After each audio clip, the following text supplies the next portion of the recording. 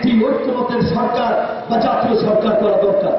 কারণ হলে ওই প্রকৃত স্বৈরাচারী ফ্যাসিবাদী শক্তি বাংলাদেশকে নানানভাবে পিছিয়ে যাওয়ার জন্য ষড়যন্ত্র করবে, বাংলাদেশের মানুষকে বিপদগ্রস্ত করবে।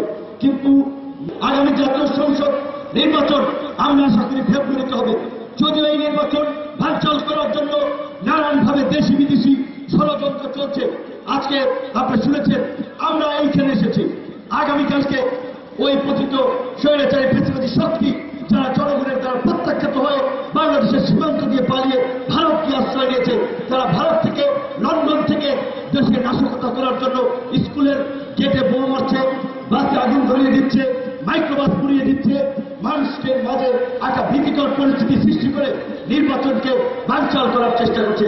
কিন্তু আমাদের যুগ্ম সাধারণ সম্পাদক আবুল হোসেন জীবন ভাই যেটা বলেছে, আমরা পরিষ্কারভাবে বলতে চাই, দেশে অবস্থানরত আওয়ামী লীগের সমর্থক সাধারণ নেতা কর্মী যারা জনগণের প্রতি জুলুম করে নেয়, জনগণের সাথে অন্যায় অবিচার করে নেয়, অন্যের জমি জায়গা বাড়ি ঘর দখল করে নেয়, এই সমস্ত সাধারণ আওয়ামী লীগের কর্মী নেতা কর্মীদের জন্য সকল দলের রাজনৈতিক দলকে উন্মুক্ত।